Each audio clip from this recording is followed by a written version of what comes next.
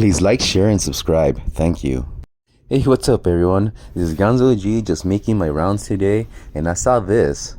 I thought JFK got, nuked because of him going against the Federal Reserve, but apparently AIPAC was the ones doing this too. So who knows?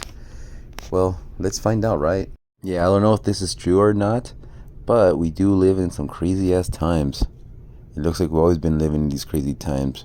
If you look at it, our world is built like upon layers. The stuff that you see and the stuff you don't see, and then it keeps going lower and lower. But that's how we are. Without further ado, let's see what this fine gentleman has to say. Come on, buddy, tell us your story. Have you ever wondered how we got to this point, where one of the biggest lobbying groups in America can openly brag that they are representing a foreign country? This is from AIPAC's website, but somehow they don't have to register under the FARA Act as someone acting on behalf of a foreign actor. They literally brag about how many millions they spent and about how 98% of their buying of our politicians was successful this election cycle. Did you know that they were actually this close to having to register as a foreign agent before a certain thing happened? Here, I'll show you, and I'll show you where you can find all these primary sources too. So if you go to this URL right here, israellobby.org/AZCDOJ, it's a history of when AIPAC almost had to register as a foreign agent. And back then, they were known as the American Zionist Council. Right there, the American Zionist Council. Well, it turns out that President John F. Kennedy was about to force them to register under FARA. And this is a history of all of the original documents that pertain to the legal case. And when you click on any of these links, it'll take you to original archived sources of the actual documents from the actual testimonies that you can read. Even cool little snippets like this that say federal lawyers are near a decision on whether to require the AZC to register as an agent of the Israeli government. And back in June and July of 1963, the federal government was nearing a decision requiring the American Zionist Council registering as an agent of the Israeli government.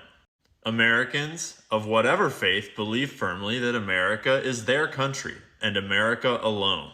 The Zionist lawyer, Mr. Lenvin, advised that public registration would be injurious to the American Zionist Council. You might notice that the Honorable Donald Rumsfeld was involved. And as 1963 went on, it all heated up. And by October of 1963, they were saying things like forms are enclosed for the use of the American Zionist Council in registering under the Foreign Agents Registration Act. But then what happened in November of 1963?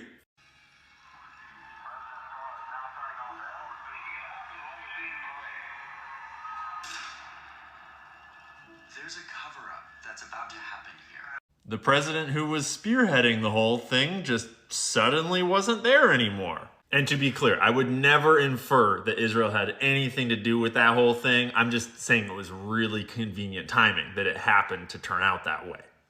And then in December of 1963, we get this document. As you know, our client is not prepared to register as an agent of foreign principal or to concede that it is subject to the registration requirement. December 11th, 1963.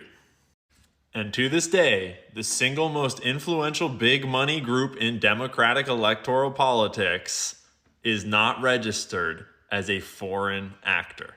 Although the U.S. Justice Department clearly states that FARA requires the registration of anyone that represents the interests of the foreign principal before any agency or official of the U.S. government. All the rest of that also applies. That's just the most obvious statement. Because if they were registered under FARA, they would have to disclose where all the money's coming from. And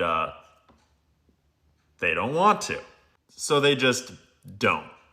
And that's how we wind up with screens like this. And with AIPAC openly bragging on the internet about how they pay to get candidates to win, despite their policies being clearly unpopular with regular people in America.